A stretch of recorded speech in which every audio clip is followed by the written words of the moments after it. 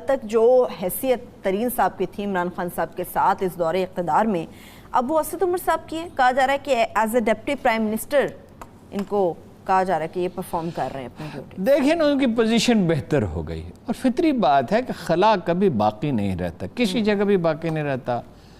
جب حبس ہو تو لو چلتی ہے. قدرت کا ایک اٹل چند اصول جو بنیادی ہوتے ہیں وہ تھوڑے ہی ہوتے ہیں اور وہ اٹل ہوتے ہیں، اس میں تبدیلی نہیں آتی. تو اسد عمر صاحب کے جانے میں جہانگیر ترین صاحب کا بڑا حصہ تھا، ان کے خلاف انہوں نے لابی بھی کی اور یہ ٹیم بھی انہوں نے تجویز کی. کہتے وہ یہ ہیں کہ میں نے اس کے بھیجنے میں تو کوئی رول جہانگیر ترین صاحب کا موقع ہے، لیکن ٹیم ضرور میں نے تجویز کی تھی، یہ حفیظ شیخ وغیرہ. تو وہ ظاہر ہے اس وقت ان کی حیثیت ڈپٹی پرائم منسٹر کی تھی اور ظاہر ہے انہوں نے بڑا اہم رول پلے کیا تھا پنجاب حکومت بنانے، مرکز حکومت بنانے میں، اور عمران خان کی تھپکی سے اور اسٹیبلشمنٹ کی تھپکی سے کیا تھا، خود تھوڑی کر سکتے تھے. اب ظاہر ہے یہ واپس آئے. اس میں جو اسد عمر صاحب کو میں ڈھونڈتا رہا، مجھے ملے نہیں، تھوڑی سی بات ان سے کر لیتا، میٹنگ میں ہوں گے. تو وہ اسد عمر صاحب نے پیشنس کا بہت مظاہرہ کیا. مطلب یہ وہ جو انہوں نے کہا کہ دوسری وزارت لے لیں، انہوں نے کہا مجھے نہیں چاہیے، وہ گھر چلے گئے، آرام سے بیٹھے. کانفیڈنٹ آدمی ہیں، خوش اخلاق ہیں، پرسنالٹی کلاس ڈیولپ نہیں کرتے. پرائیویٹ سیکٹر میں جس تنخواہ پہ انہوں نے نوکری کی اس کی مثال کم ہی ملتی ہے. 50 لاکھ روپے ان کی سیلری تھی. کہا جاتا ہے اگرچہ ان کا آخری پروجیکٹ کامیاب نہیں رہا تھا، لیکن بہرحال اتنا یعنی اس عروج پہ پہنچ جانا. پھر یہ کہ وہ ہر ایک سے تعلقات اچھے رکھتے ہیں، وہ کشمکش میں نہیں الجھتے، اور عمران خان کا اعتماد بھی انہیں حاصل ہے، ریلیکسڈ آدمی ہیں. تو اب ان کی پوزیشن مضبوط ہے. کسی آدمی نے جیسے اپنا وہ تھے وزیر خزانہ نواز شریف کے، تو زیادہ تر کام وہی کرتے تھے. نواز شریف کی تو صحت ڈیمیج ہو چکی تھی، شارٹ ٹرم میموری بھی متاثر ہو چکے تھے، تو نیچرلی سارے کام وزیر اعظم نے تو نہیں کرنے ہوتے. اب national command and operation centre جو ہے اس کو وہ چلا رہے ہیں، اس وقت اہم ترین وہی ہے، اور اس میں 2 جنرل حضرات بھی ہیں. لیکن کمانڈ اس وقت یہ ایک سیولین کے پاس ہے، یہ اعزاز ہونا. اور چاروں وزرائے اعلیٰ اور چاروں چیف سیکرٹریوں سے وہ بات کرتے ہیں، ہر روز میٹنگ کرتے ہیں. اب میٹنگ تو ظاہر ہے دوسری طرح سے ہوتی ہے کرونا کی وجہ سے، ویسے دنیا میں اب میٹنگیں ہوتی اسی طرح ہی ہیں.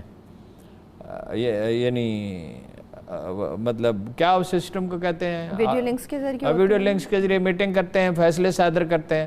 دیکھیں نا، کوئی 55-60 ارب روپے جو ہیں وہ تقسیم کر چکے ہیں اور رو رہے ہیں ورکر اپنا پی ٹی آئی کے اور وزراء کے، اس کا ڈیٹا نہیں شیئر کر رہے ہیں ثانیہ نشتر، لیکن اسے خفیہ رکھا جا رہا ہے. تو خفیہ رکھنے کا فیصلہ کون کر سکتا ہے؟ صحیح. جس کسی نے بھی فیصلہ کیا ہے کہ وہ نہیں چاہتے کہ وہ اس کا سیاسی استعمال ہو. اور ٹائیگر فورس کدھر گئی؟ اچانک مجھے خیال ہے آپ نے اتنی تنقید کی، اس کے بعد میری تنقید سے تھوڑی اس ملک میں فیصلے ہوتے ہیں. اتنے لوگ 8 لاکھ کے قریب ٹائم فش نام ہی نہیں لے رہا پچھلے 3-4 دن سے کوئی، اس لیے کہ حالات فیصلہ جو ہے وہ وقت صادر کرتا ہے. فرمایا زمانے کو برا نہ کہو، زمانہ میں ہوں، دنیا میں جو کچھ برپا ہے وہ اللہ کی مرضی سے برپا ہے. تو ٹائیگر فورس ہوگی ٹائم فش. اب وہ مطلب اگر کچھ بنیں گی بھی تو اس کو کوئی خاص رول نہیں ہوگا. کیا ہوگا؟ وہ اعداد و شمار جمع کریں گے، لوگوں کا تعین کریں گے. ڈیٹا تو ثانی نشتر کے پاس موجود ہے. لیکن ٹائیگر فورس کے لیے تو یہ پلان تھا کہ وہ وہاں پر جا سکیں گے جہاں پہ گورنمنٹ نہیں پہنچ سکتی. وہ کون سی جگہ ہے؟ اب یہ عمران خان صاحب بتائیں گے. وہ عمران خان صاحب سے کبھی آئیں کسی، آپ کو پچھلے دن موقع ملا تھا وہ بات کرنے کا، ان سے آپ کو بھی موقع ملا تھا. ایک قدر 92 کی اتنی زبردست ٹیلی تھون ٹرانسمیشن، تو پھر ان سے پوچھ لیجئے گا وہ کون سی جگہ ہے جہاں گورنمنٹ نہیں پہنچ سکتی. اور جو گورنمنٹ کسی جگہ پہنچ نہ سکتی وہ گورنمنٹ نہیں ہوتی. شاید یہ عمران خان صاحب کو سمجھ آ گئی، اس لیے ٹائیگر فورس جو ہے وہ ٹائم فش ہو گئی ہے. نہیں، وہ عمران خان صاحب جوش و جذبے سے جب انہوں نے پارٹی میں الیکشن کرانے کا فیصلہ کیا نا 1913 میں، تو انہوں نے مجھے جب اطلاع دی، یعنی میں نے ٹیلی فون تو میں نے کیا انہیں، جب انہوں نے مجھے اطلاع دی تو انہوں نے کہا میں ایک اور دھماکہ کرنے والا ہوں، تو پارٹی میں الیکشن کرا. میں تو ہکا بکی رہ گیا، یہ کیسی بات کر رہے ہیں. اب وہ اعلان کر چکے تو رک بھی نہیں سکتا تھا. اس الیکشن میں ڈٹ کے دھاندلی ہوئی، اس میں عہدے خریدے گئے، اس میں یہ انڈائریکٹلی کونسلر چنے گئے اور انہوں نے آگے عہدیدار چنے، اور وہ جسٹس وجی الدین کی رپورٹ موجود ہے.